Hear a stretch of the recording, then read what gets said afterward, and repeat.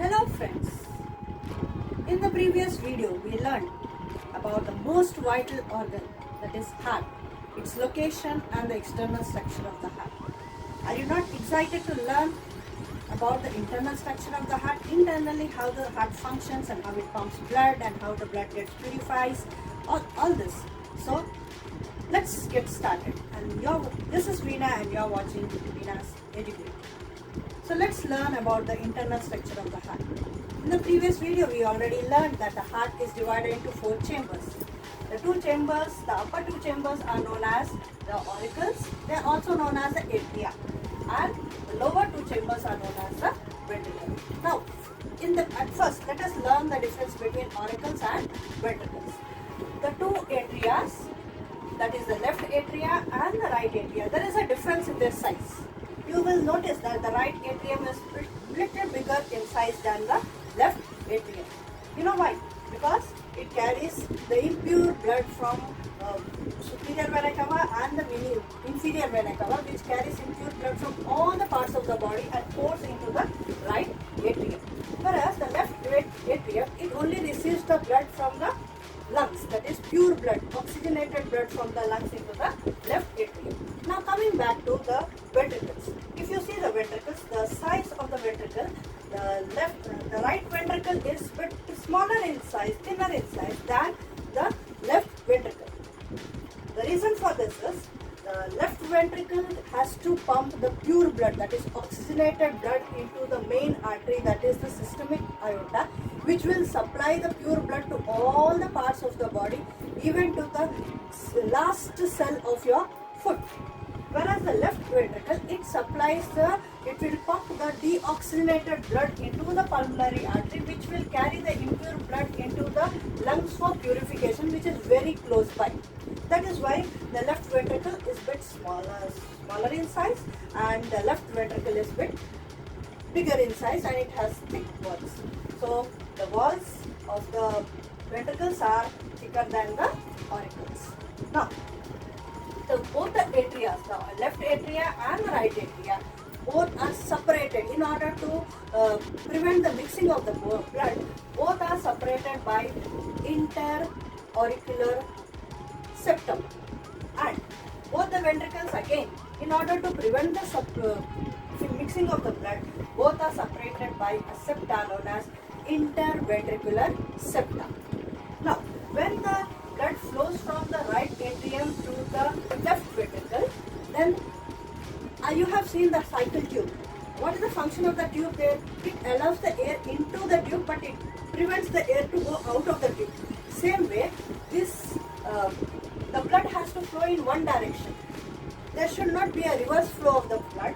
To prevent the reverse flow of the blood, there is a wall which is present between the atrium and the ventricle, and this wall is known as the Tricuspid Wall, or also known as the right atrioventricular wall.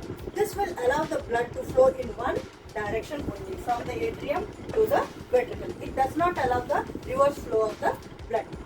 Now, in between the left atrium and in between the left ventricle, there is another wall which will again prevent the backflow of the blood. And this wall is known as Bicuspid Wall, or it is also known as the left atrioventricular walls.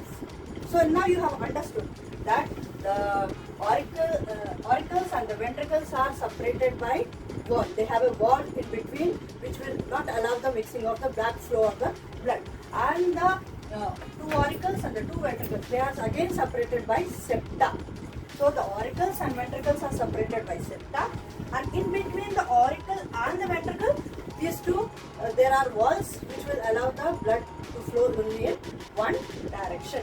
So now you have understood the internal structure, the septa, the walls, and in between the pulmonary, where the pulmonary artery begins, there also you have a semilunar wall, that is in the pulmonary artery. And when the right ventricle, the left ventricle is pumping the blood into the aorta, there also you have the semilunar walls to prevent the flow of blood.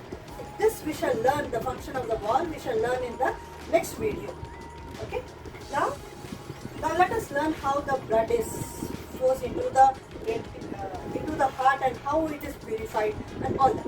So here we have learned that the superior vena cava, it brings blood from the upper parts of the body. The inferior vena cava, it brings the blood, that is deoxygenated blood, impure blood from the lower parts of the body and pours it into the right atrium. So the impure blood from all the parts of the body pours into the right atrium. From the right atrium, the blood flows into the right ventricle.